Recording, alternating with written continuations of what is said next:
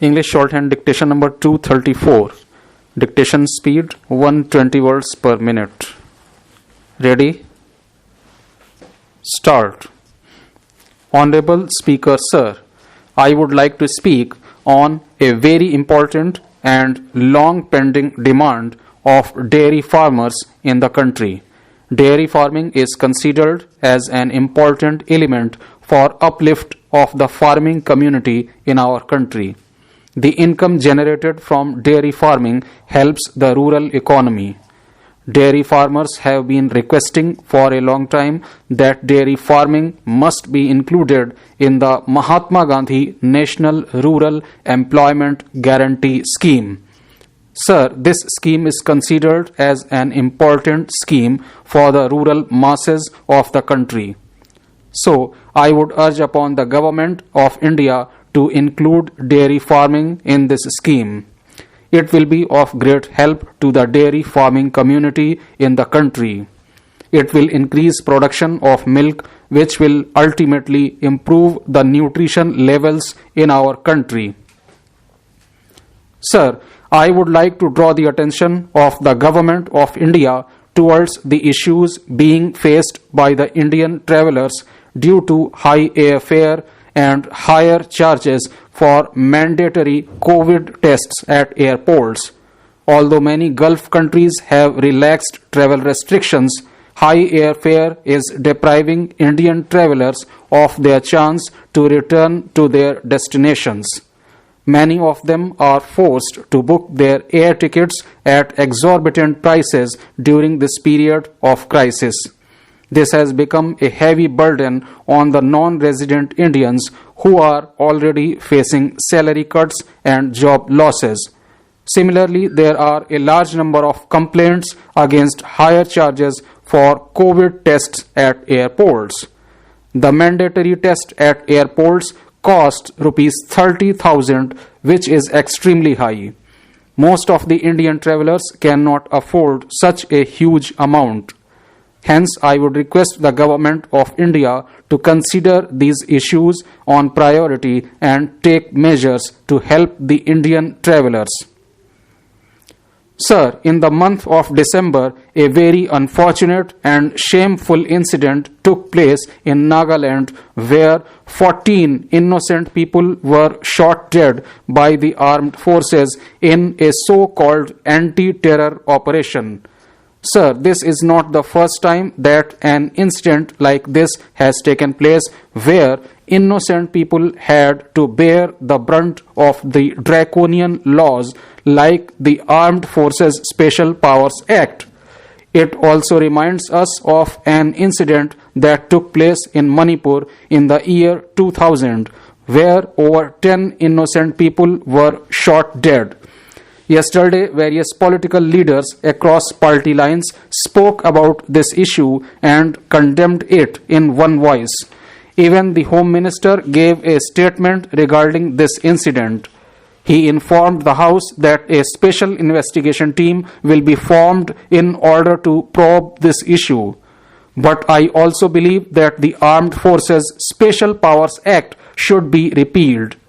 I would like to say that the reason why the Armed Forces Special Powers Act was enacted in 1958 was to ensure that insurgency is stopped in the Northeast, but it has not been able to do that. We can clearly see that insurgency has not been contained because of the enactment of the Armed Forces Special Powers Act. Instead, what it has done is that it has caused innocent people to be unfairly tortured, raped, and killed. Therefore, I request the Honorable Minister, not just on behalf of my party, but also on behalf of the people of the Northeast, to repeal the Armed Forces Special Powers Act, which has become a tool for the armed forces to suppress and punish the innocent people of the Northeast. Sir, there are about 21 red points in my state which are facing various types of problems. They do not have basic facilities like approach road, lighting, etc. Infrastructure in these red points needs to be developed on priority basis for smooth operation and better distribution of fertilizers in my state. In my parliamentary constituency, there is no fertilizer red point. In the absence of any red point, the farmers of this region have been facing a lot of problems. I would request the Honorable Minister to sanction fertilizer red points in my constituency and also examine the difficulties being faced by the existing fertilizer red points and review them in a timely manner for smooth distribution of fertilizers to the beneficiaries. Sir, everyone knows about the cultural diversity of India. We are all very proud of India's unity in diversity. These facts also underscore the strong cultural heritage of the country. Our country is blessed with a variety of ethnic and cultural practices, arts and traditions. However, these are not adequately preserved. We need professional support to sustain such rich traditions. In our country, we have a few deemed universities here and there, whereas the actual need of the hour is to establish a cultural university at the national level. It will be possible only through a cultural university as a parental umbrella, considering the variety of arts and traditions. Honorable Chairman, sir, I would like to make a submission with regard to the Uniform Civil Code. It is not about imposing any religious code or any other religion, but it is about bringing the society under one code. During the making of the Constitution, it was thought fit that we should leave out the social and religious code as it was being practiced for some years. But as the independent India is already in the 75th year of independence, I think it is necessary for the government to take the initiative to have the Uniform Civil Code. Recently, the Delhi High Court and the Allahabad High Court have suggested that there is need to have a Uniform Civil Code. The Uniform Civil Code does not mean imposing Hindu code on every religion. It means bringing in better things from different codes together.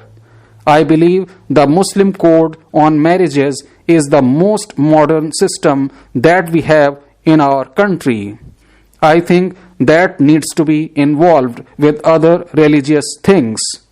At the same time, I urge upon the government to take steps to implement the Uniform Civil Code.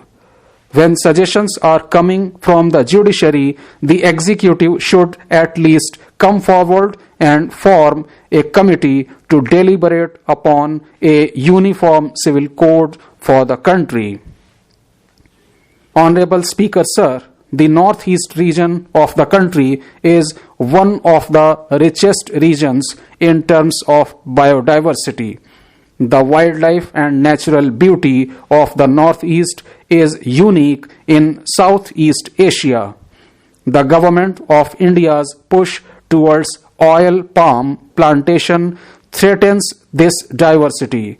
It will lead to an increase in air pollution, displacement of forest birds, reduction of forest cover, and will be detrimental to the natural pH value of the soil. I request the government to find alternate crops such as bamboo, cane, or local plants and value the forest raw material that is there in the northeast. In today's times, we need a kind of smart agriculture in the northeast. Honorable Chairperson, sir, first of all, I thank you for giving me the opportunity to speak during 0 hour. I take this opportunity to register my strong disappointment over the lackluster performance of the National Highways Authority of India in my constituency. there is a project for widening of the road of 43 kilometers, and this project has been going on for the last 5 to 6 years.